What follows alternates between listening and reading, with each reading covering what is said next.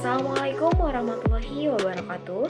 Saya Aini Mutabaah, mahasiswi PGSDA tahun ajaran 2021-2022, Universitas Perjuangan Tasikmalaya, NIM 210102011. Video ini dibuat untuk memenuhi tugas mata kuliah Psikologi Pendidikan dosen pengampu Bapak Gary Syahril Sidik, MPD. Berbicara mengenai sistem edukasi di negara kita ini, diwajibkan minimal belajar selama 12 tahun. Nah, untuk 6 tahun itu di sekolah dasar, 3 tahun di sekolah menengah pertama, dan 3 tahun lagi di sekolah menengah atas.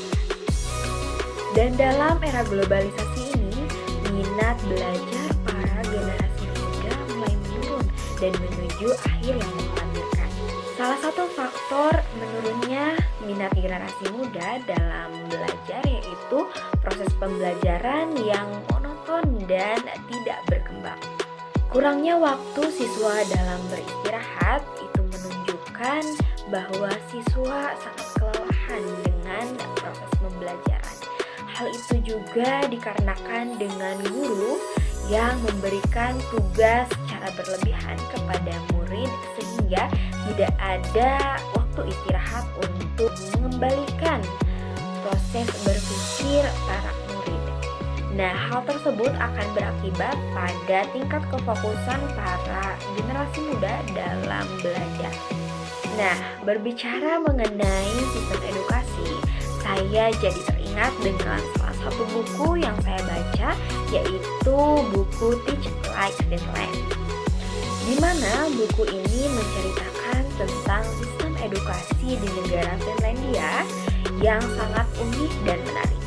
Proses pembelajarannya yang sedikit, tugas yang diberikan guru yang sedikit tetapi mampu mencapai atau menjadikan anak dengan visa yang tinggi. Lantas apa yang menjadikan anak-anak di Finlandia bisa mencapai visa tertinggi? Nah, lantas apa yang bisa membedakan antara anak-anak pada umumnya dengan anak-anak yang ada di Finlandia? Yaitu sistem yang mengutamakan kebahagiaan. Bisa kita pikirkan dengan cara logika, bila kita belajar dengan keadaan yang bahagia, kita juga akan merasa senang atau lapang dada dalam menjalankan pembelajaran tersebut. Mengenai sistem pendidikan di negara kita ini, anak-anak lebih banyak belajar ketimbang dengan istirahat. Nah, berbeda hal dengan di negara Finlandia, di mana anak-anak setiap 45 menit sekali itu beristirahat atau dinamakan dengan brain break. Tetapi memang secara logika kita orang Indonesia, apakah bisa anak-anak dengan banyak istirahat akan menyebabkan anak-anak lebih pintar? Nah, jadi banyak dari kita yang beranggapan seperti itu. Bisa dibilang metode tersebut adalah metode yang cukup unik. Dan tidak dapat dipungkiri, metode tersebut dapat meningkatkan tingkat kefokusan anak dalam hal pembelajaran. Metode tersebut bisa membuat anak lebih fresh dalam melakukan pembelajaran yang selanjutnya. Proses ini juga dapat merefresh otak anak dan juga mendorong produktivitas dan kreativitas anak lebih meningkat. Berbicara mengenai sistem pendidikan di negara kita ini, anak-anak cenderung lebih sering melakukan pendidikan di dalam ruangan ketimbang dengan di luar ruangan. Nah, dalam brain break ini, anak-anak dibebaskan untuk melakukan aktivitas yang mereka inginkan.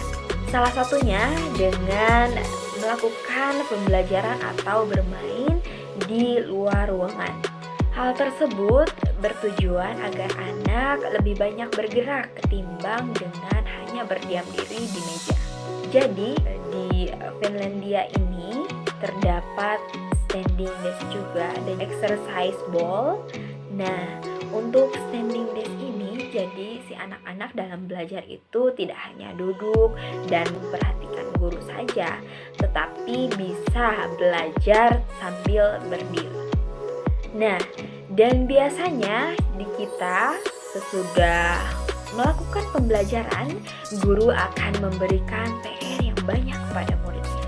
Tetapi beda halnya dengan yang dilakukan di Finlandia. Guru tidak begitu banyak memberikan PR kepada murid. Karena apa? Karena di rumah adalah proses untuk mengembangkan atau beristirahatnya otak anak sehingga siap untuk melakukan pembelajaran pada keesokan harinya. Bisa kita rasakan dalam pendidikan antara guru dan murid itu terbilang sangat jauh.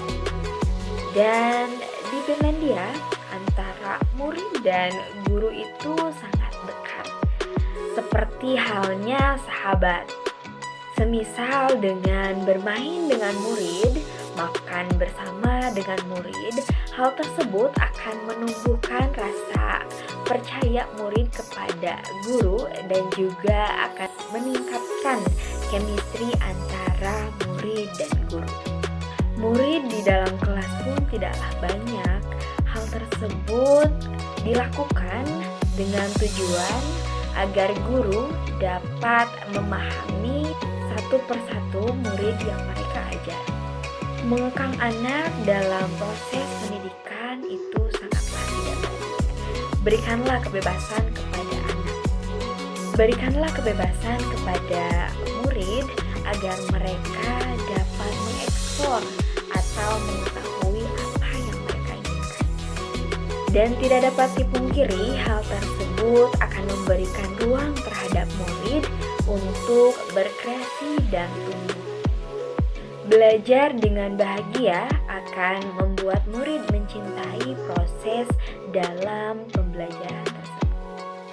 Nah, mengenai hal yang saya bicarakan dari awal sampai akhir, hal ini bukan semata-mata untuk ajang perbandingkan antara sistem edukasi di negara kita dengan di negara Finlandia, melainkan hal ini dapat menjadi acuan kita sebagai calon pendidik untuk menarik minat para generasi muda dengan melakukan atau menciptakan metode pembelajaran yang tidak membosankan. Sekian dari saya. Wassalamualaikum warahmatullahi wabarakatuh.